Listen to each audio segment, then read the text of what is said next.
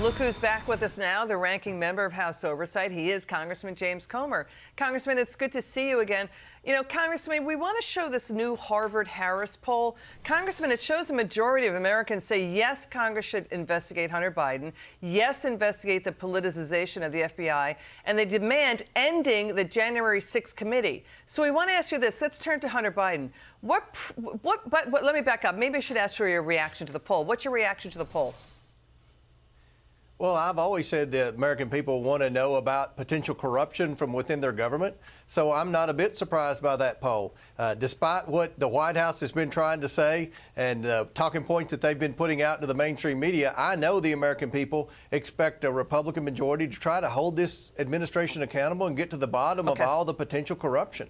What proof do you have in the way of documents that the Biden family abused government taxpayer assets to make millions of dollars in business deals? We know Hunter Biden flew on Air Force Two to China and got an investment deal over there. What's the proof that you have here?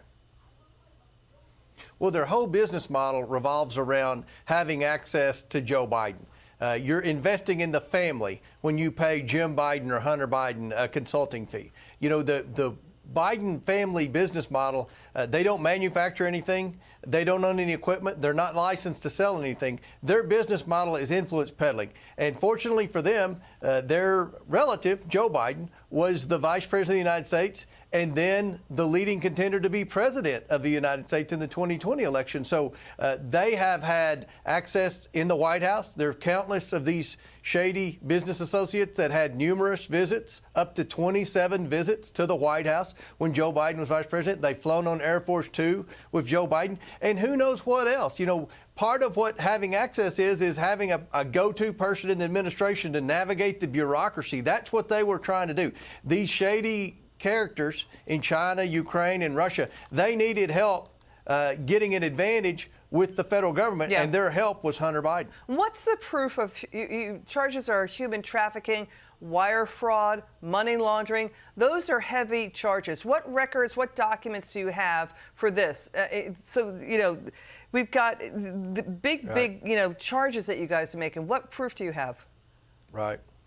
The proof that we have two of the suspicious activity reports in hand. No thanks to Joe Biden, no thanks to Janet Yellen at the Treasury Department. These are the bank violations that I've talked about on your show, Liz, for several months now. We actually have two from an outside source that we have verified to be true. In those two suspicious activity reports, they reference specific illegal activity pertaining to potential human trafficking, potential money laundering. Some of the worst criminal offenses that a bank can allege were alleged with accounts that Hunter Biden had complete control over. So Joe Biden is commingling funds with Hunter Biden. The bank records you have show that too? Well, not all the bank records. We don't even have 5% of the bank records. We have been told by whistleblowers which accounts possibly were commingled with Joe Biden. We know that one of their adversaries controlled the checking account, the private checking account of both Joe Biden and Hunter Biden, that he was in an email, he said, I'm going to deposit your father's Delaware tax refund into his account and then turn around and write a check to him, to you from him, on his account. So they had access to accounts, but also remember that these accounts and these loans, you know, there are many co-signers on these loans. We've been told specifically what to look for in specific bank records and specific bank violations. Okay, so you got a roadmap from these FBI whistleblowers. Congressman, there's this. The accusation has been that, you know, well, the president will say that, well, Hunter was a drug addict, but the issue is, if he has, you know, he reportedly has had addiction problems, you can sympathize and have compassion for him. But why put him out as the front man if he has addiction problems when he's susceptible to things that, according to the Senate report in 2020, Eastern European prostitution rings, which are notoriously plowed through with spies. In other words, the spies are always, for foreign adversaries, always use, you know, that kind of human trafficking rings. You know what I mean? So do you take on that angle that the president is going to say, well, that my son had a drug addiction?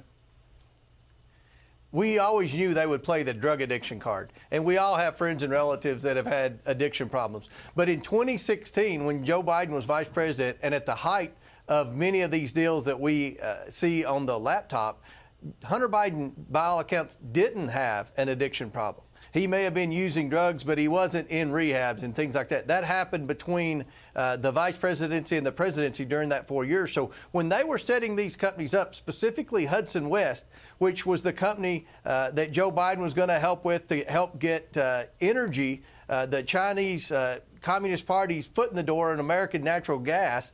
This time Hunter Biden didn't have a drug addiction problem. So they can't play the drug addiction card in 2016 when Joe Biden was vice president. He didn't have a drug addiction problem when he was on the board at Burisma, when Joe Biden was dictating the Obama-Biden policy on Ukrainian foreign aid, and Hunter Biden was getting $166,000 a month from Ukraine at the same time that Joe Biden was leading the foreign aid in Ukraine. So there are a lot of things that they're not going to be able to play that drug addiction card on. Okay, Congressman Comer, thanks for joining us tonight. It's good to see you.